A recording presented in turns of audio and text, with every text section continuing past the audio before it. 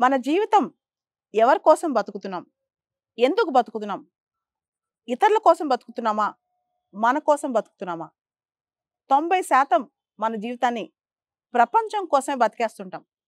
ఎవరో ఏదో అనుకుంటారని, మనకు నచ్చినట్లు మనం ఉంటే ప్రపంచం ఒప్పుకోదని చెప్పి, ఇలా రకరకాలుగా అనుకుంటూ జీవితాంతం ప్రపంచం కోసం, ఇతరుల కోసం మన ఇష్టాయిష్టాలు, మన లక్ష్యాలు, మన అభిరుచులు ఇవన్నీ కూడా రాజీ పడుతూ ముందుకెళ్తుంటాం అనమాట.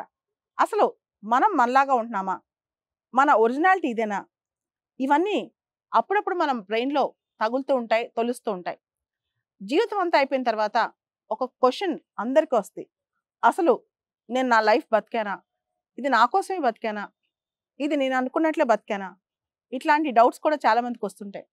ఎప్పుడైతే ఈ రియలైజేషన్ వచ్చిద్దో, ఎప్పుడైతే మనం ఇతరుల కోసం ఎక్కువగా బతుకుతున్నాం, మన కోసం మనం బతకట్లేదు అనిపించిద్దో, అప్పుడు ఖచ్చితంగా మనలో మార్పు రావాలి. అసలు జీవితం అనేది విశిష్టమైనది. ప్రతి జీవికి జీవితం అనేది చాలా విశిష్టమైనది, చాలా ఇంపార్టెంట్. అండ్ మనందరికి తెలుసు జీవితం చాలా తాత్కాలికమైనది. ఎన్నాళ్ళు బతుకుతామో, ఎన్నేళ్ళు బతుకుతామో మనకే తెలీదు. అండ్ ఖచ్చితంగా మనం చెప్పగలం జీవితం ఎవరికీ శాశ్వతం కాదు అని చెప్పి. ఇటువంటప్పుడు మనకిష్టమైనట్లు మనం బతికితే సరిపోద్ది గదా! మనకేది ప్యాషన్? మనం ఏం తినాలనుకుంటున్నాం? ఎలా ఉండాలనుకుంటున్నాం?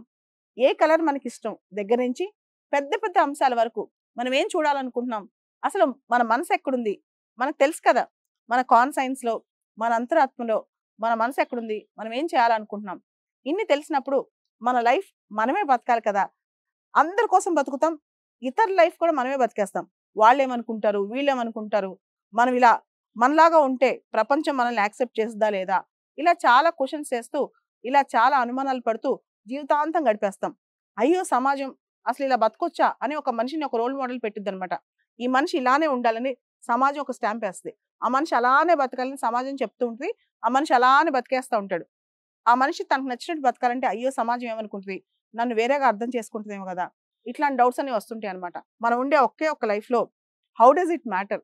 అసలు సమాజం ఏమనుకుంటే మనకెందుకు? మనం మన అంతరాత్మకి ఆన్సర్ చెప్పాలి. మన కోసం మనం ఆన్సర్ చెప్పుకోవాలి. మన మనసుకి మనం ఆన్సర్ చెప్పుకోవాలి.